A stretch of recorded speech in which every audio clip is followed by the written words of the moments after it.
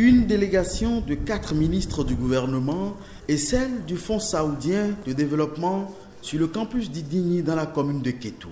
Elles sont là pour la remise successive de blocs administratifs et pédagogiques sur les sites d'Idigny et d'Awaï dans la commune de Kétou, mais aussi sur le site de Sakété dans la commune qui porte le même nom.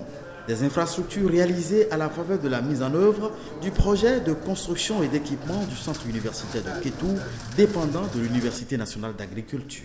La joie qui m'anime est aussi celle qui anime toute la communauté universitaire. Certes, les nouveaux locaux font encore l'objet d'autres challenges. 7,5 milliards de francs CFA d'investissement, dont 5,5 milliards obtenus du Fonds saoudien de développement et 2 milliards du budget national. Un investissement au service de l'éducation pour des transformations socio-économiques, salué ici du principal bailleur. The Saudi Fund for Development is glad to contribute to the social and economic development in Benin. Le Fonds saoudien pour le développement est fier de contribuer au développement économique et social des peuples du Bénin. Donateurs de parcelles pour l'érection des présents joyaux, ces autorités des communes de Kétou et Sakété se réjouissent de voir enfin traduit en actes un vieux rêve.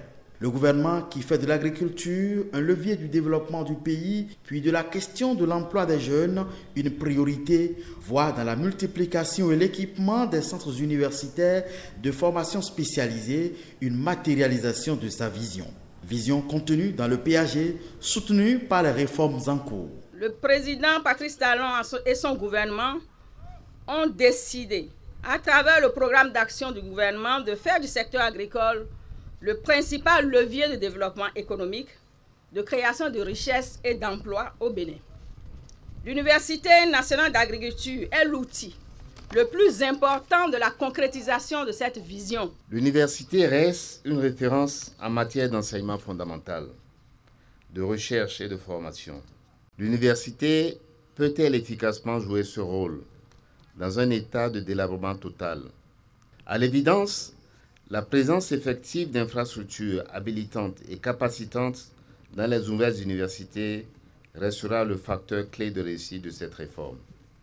Ces bâtiments que nous avons devant nous sont une réponse à cette inquiétude.